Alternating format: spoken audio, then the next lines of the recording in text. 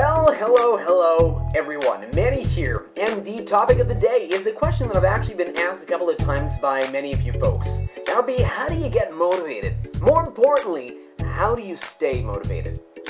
Well, first, the motivation we'll be talking about is the type that actually fuels you to take action. So step one, let's get right into it.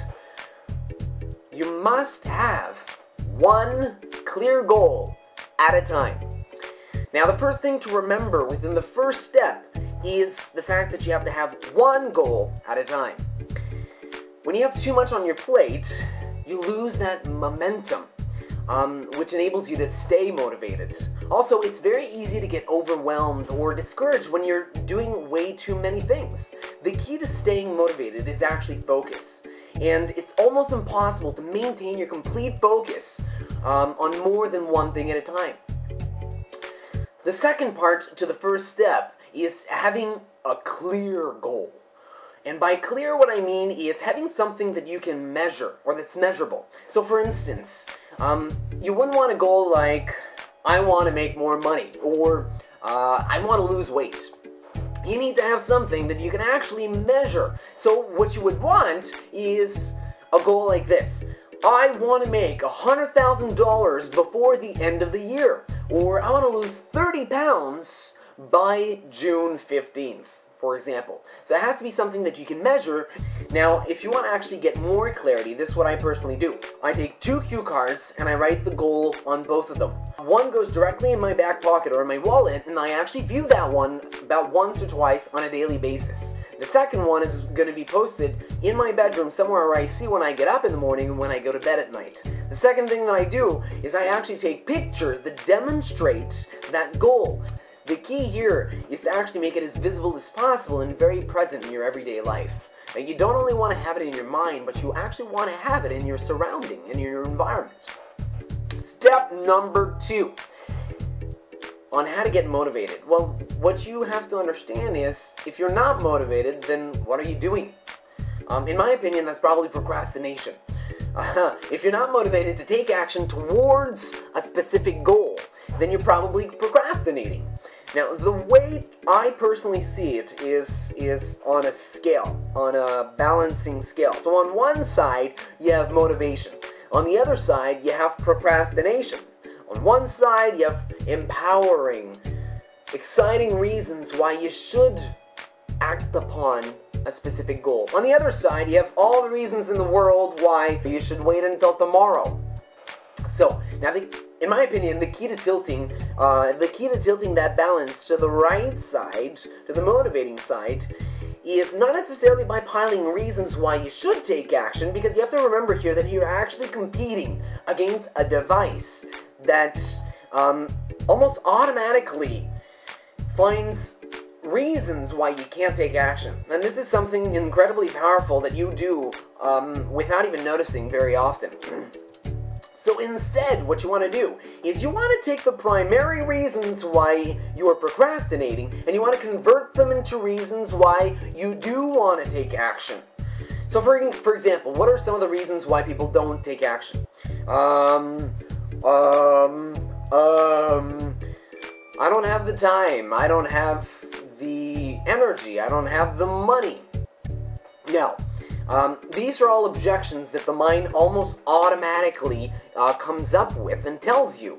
Now, we all know that if your goal is clear enough and exciting enough, that there is a way out there, whether you want it or not. There is a solution out there. There always is. So you need to discredit the objections, because you know that they're nothing else but lame excuses. So you gotta find a solution.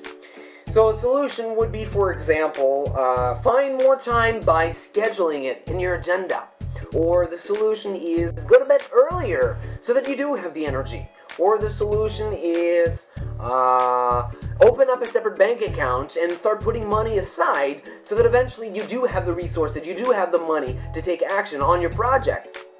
By doing this, you actually double the weight on the motivating side, because not only are you removing primary reasons why you shouldn't take action, but you're converting them into reasons why you should. Can you see how that doubles the leveraging effect? Now, moving on to the third step. Third, what you have to do is understand the journey of the attainment of your desired goals. So what I want you to do is picture a graph with a wave that goes up and down and up and down and up and down and up and down. So the attainment of your goal is a journey within itself, with ups and downs and ups and downs and ups and downs, like anything else in life. It's easy to get motivated when everything's going well and you're hitting an up. Everybody can be happy and excited and motivated when that's happening. The key to staying motivated is mastering your attitude and your focus when you're hitting an obstacle and you're going down on a slope. This is when people get discouraged. So the tricky part is, how do you stay motivated during those more difficult times? The answer is actually fairly simple in my opinion.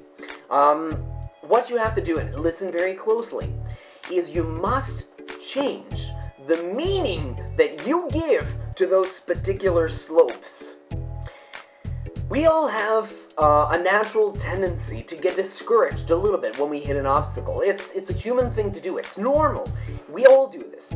So whenever you achieve a negative result, we know that you have two ways to look at the situation and to judge it.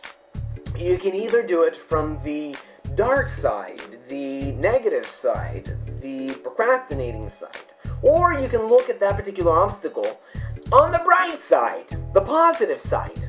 We all know that we do that. The key here is to make yourself look at the bright side, okay? What you have to do is you have to acknowledge the mistake and understand that you are only human like everybody else. I get so excited when I talk about this. You're only human like everybody else. So you don't want to get discouraged. What you want to do is you want to look at that mistake and you want to be constructive.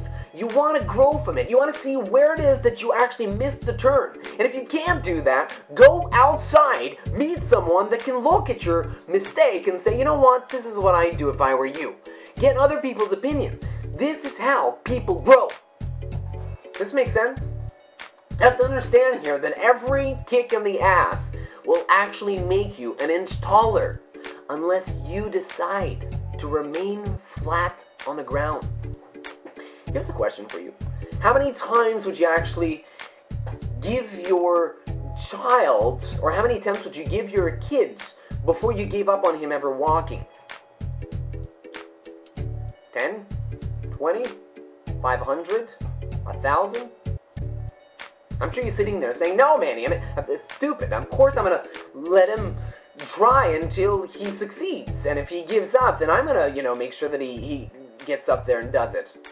And my question is, why don't you offer yourself that same luxury? Why don't you offer yourself that same luxury? I think you're worth it, don't you? What I would like you guys to do is, in the comments below, let me know what you thought about all of this, if this made any sense, or if you think I'm full of shit. I love receiving your awesome comments, so make sure to post them below. And for those who want to personally get in touch with me, I'm going to go ahead and put my email address in the sidebar on the right, as well with all my additional contact information, so Facebook, Twitter, and all of that, for you guys to follow along. From Montreal, Canada, I wish you folks the best of luck